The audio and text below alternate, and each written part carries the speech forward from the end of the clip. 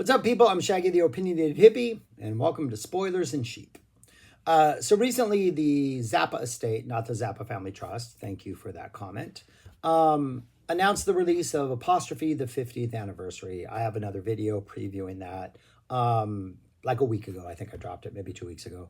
But in that box set, which is a 5 CD set with a Blu-ray, there is 2 complete shows from 74, a March, Colorado 74 show, a Dayton, Ohio, fall, November 74 show. There is an existing audience tape in circulation of the Dayton, Ohio, fall 74 show. It's been in circulation for a while because I myself have not traded tapes in decades, and I have a copy of this tape. So when the announcement came out about Apostrophe and I saw that this show was being released in its entirety, and I have a tape of it, I debated for a number of days whether or not I should actually listen to that Dayton, Ohio show, whether I should like sort of peek in my Christmas presents before Christmas morning, or whether I should just wait till September 13th, the day of the release, to like, enjoy my latest gift. I couldn't wait. So I listened to the show. I listened to the tape that I have. It is an audience recording. It is a very audience recording. I would give it, originally when I got it, I give it a B+/A-. It's probably more a B+/B. There are moments when I think the guitar solos sound pretty good. There are moments where the band sounds pretty good, but it's a rough audience tape. Not that rough if you're into collecting tapes. The sound quality is something that never, ever would be officially released. I do believe this is on YouTube, that someone has uploaded the tape onto YouTube. And so this is a review of that show, the show that's going to be released in the Apostrophe 50th set, box set. But obviously a better sound quality, I am hoping. But yeah, this is a review of that based on the tape I have, which is about 75, 80 minutes long, maybe a little shorter than that. So what we get on this tape is we essentially get the main set prior to the encores. That main set is the exact same set for almost the first 45 minutes. No, first hour is pretty much the same main set as the main set of the Zappa Erie release, the 74 show from Erie. That is, this is from November 20th. That is from November 12th for a show that is 8 days earlier. Frank had the flu on that show, the Erie show. He does not have the flu on this one. But the set list is almost exactly the same, from the opening Tush Tush Tush through a whole bunch of songs to Dynamo Hum. Once we get to Dynamo Hum, we veer off and we get a couple different songs. This show starts off with a whole bunch of tuning noise in the front. We get way too much tuning. The taper decided to tape this way too early. And then we get a Tush Tush Tush, Token of My Extreme, as the intro. Frank comes out, introduces the band. We go into a Stinkfoot. Pretty good Stinkfoot. We get a fantastic Stinkfoot solo. High energy, kind of pushing the boundaries a little bit. It's still very much in the realms of a Stinkfoot solo. But it does what Stinkfoot does. Frank comes out, he explores, the band warms up, kind of sets the tone for the rest of the show. The solo is fantastic. After listening to just the Stinkfoot solo, in when the solo is playing, the sound quality is not that bad. I was like, all right, I'm already happy that the show is being released. Unless the rest of the show is horrible, right? We're off to a great start. Second song, Redunzel. We get our secret word of the night, because when they get to the every holiday and has a kettle in the back, every holiday has a kettle in the back of it, every holiday and has a kettle in the back of it, we get sheep. Every holiday inn has sheep in the back of it. So sheep apparently is the secret word for this show. Sheep would pop up later during dog meat. During the part when they're like just yelling nonsense, I think Napoleon goes sheep at some point. So we get a couple occurrences of sheep in Redunzel. The Redunzel guitar solo is fantastic. It's high energy. It's one of those that's pretty much long enough to feel like Frank is like taking his time to develop ideas, though it is a very pretty aggressive solo. But the energy is fantastic. The energy of the entire band is fantastic. This Redunzel is fantastic. We get to George Duke's solo in this. He has a keyboard sound on here that kind of doesn't sound like any other keyboard sounds I've heard yet from officially released 74 Duke solos. Again, I'm dealing with an audience mix, somebody with a stand and the audience getting whatever is like blaring out through the crowd.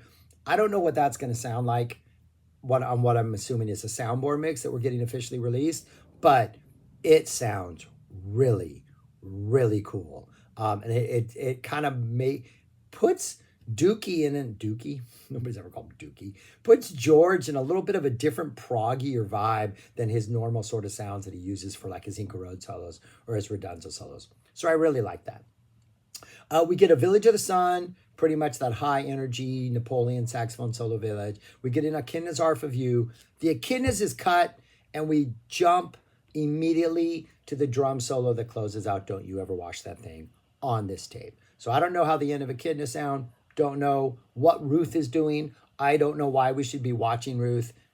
She's probably going to do something amazing. Frank doesn't tell me. It's missing from my tape. So one of the mysteries I'm looking forward to solving is, what is Ruth doing during this part of Don't You Ever Wash That Thing? We get a penguin in bondage that is fantastic. This is one of those penguin in bondage in which the 74 solos, especially as we get into November, tend to almost have these moments where they kind of break down and fall apart. I think a good example of that is the Montana solo from the Helsinki 74. This is one of those that feels like it's just starting to break down, but I think Frank likes that in this band because Chester just kind of keeps doing weird things and Fowler's holding it down doing weird things and Frank just keeps soloing. It's almost kind of like what kind of his 80s solos, like maybe the Truck Driver Divorce or even a Zoot Allures, where we're really not locked into any sort of groove that we have to any sort of rhythmic framework. And while the Penguin solo does start off with we're going through these cycles, like we would in a later when he's just got 16 bars that he's soloing over. This one has those bars, but eventually it just feels like they break down and Frank's just soloing however he wants to solo. And we kind of get away from that Penguin in bondage vibe, and this solo goes different places. Fantastic solo. Again, Stinkfoot solo, fantastic. Redunzel solo, fantastic. Penguin in bondage solo, fantastic. I am super, super happy that this is going to be officially released. I'm really, really looking forward to these things. After Penguin in Bondage, we go into Mercy Dween. We get a drum solo before that. I think Ruth and Chester are going at it. Audience is going absolutely insane. They're having the time of their life. We get a Dog Meat, which includes the yelling of sheep during the Uncle Meat portion of it, or maybe it's the end of Dog Breath. But Dog Breath and Uncle Meat, that instrumental thing that you can also hear on stage 2, for sure. You can also hear it on Zappa Erie. We go into Building a Girl, which is Frank conducting the band while they make all those weird noises. And then at this point, I think Frank tricks the audience because in both the Erie show and this show, Dynamo Hum follows. During this show, somebody yells out, "Play Dynamo Hum!" And Frank's like, "What? You want us to play Dynamo Hum? All right, we will." I'm going to guess it was already on the set list and Frank just made somebody think that they were in charge of calling the shots. But they do a Dynamo Hum.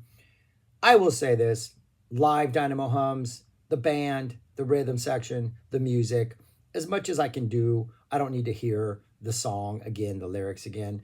The band is super, super funky and it sounds even really good on this B+ rated audience tape. There's an audience participation part where Frank wants everybody in the audience to get off, like a Prince way, 23 positions in a Dayton, Ohio Zappa show. And then they go back into the song and they mess up a couple times. I think it takes them 3 attempts before they can get back into the song's outro. They kind of F it up a couple times as they go back into it, which I always find Zappa mistakes to always be incredibly interesting. They go into Camarillo Brillo. After 16 seconds of Camarillo Brillo, we drop right into the middle of a Pygmy Twilight solo, and it is the end of the Pygmy Twilight solo before we do that meltdown part, and George does the do, do, do, do, do, do. Kind of expands on that, does that a little more than he normally does, gives a little more flavor right there. Then we go into room service. Oh no, before we go into room service, at the end of Pygmy Twilight, when we're about to jump in to room service, we get a hippie riff jam. That hippie riff from Honey, Don't You Want a Man Like Me, that dun dun dun dun, that sort of needles and pins, searchers type thing that they play after and the hippie, took the line in Honey, Don't You Want a Man Like Me about hippies.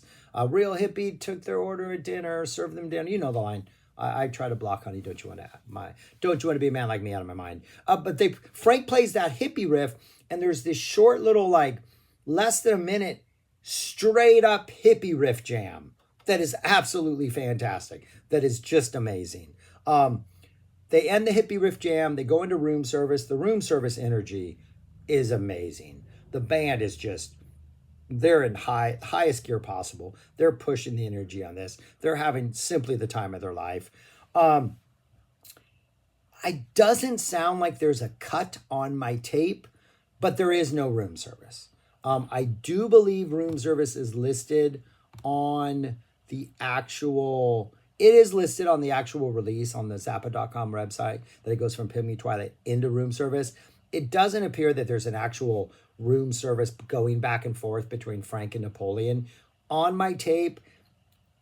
And I listened to it twice. I didn't hear a cut, but you get the intro, the dun dun dun dun dun, that part. But then once we get to the dun dun dun, that part where they talk back and forth, that doesn't happen. We then go into, like, Frank introduces the band, and then we close out by going back into Pygmy. So what we get of the Pygmy Twilight room service sounds amazing.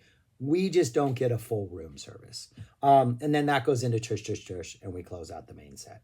That is what is on my tape. Based on what is on my tape, I am incredibly, incredibly excited for this release. The Stinkfoot solo, I thought was fantastic. The Redunzel solo, the Penguin in Bondage solo, what little I heard of the Pygmy Twilight solo, sounded pretty epic. The energy of the band, epic all the way through. I'm assuming sheep references are going to pop up at other points, maybe.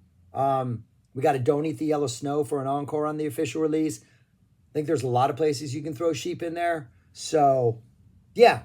But that's it. That's what I want. I just wanted to talk about what is out there from the show and say that I'm looking forward to it.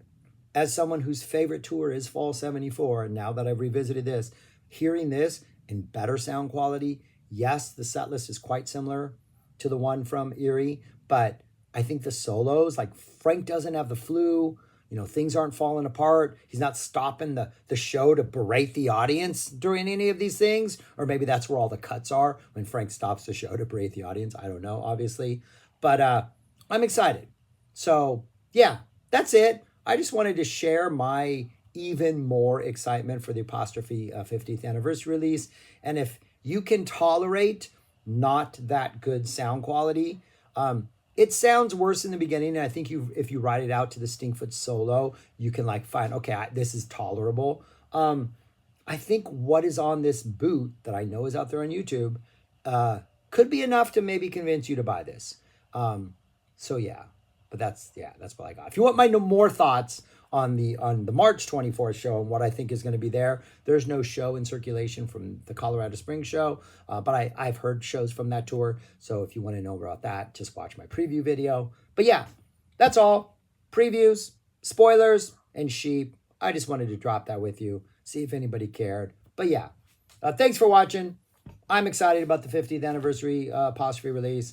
Let me know what you think if you've checked out this show, if you have thoughts, all that kind of stuff. If I missed something in listening to it that you want to point out, please do. But anyways, that's all I got. Thanks for watching. Peace. I'll talk to you later.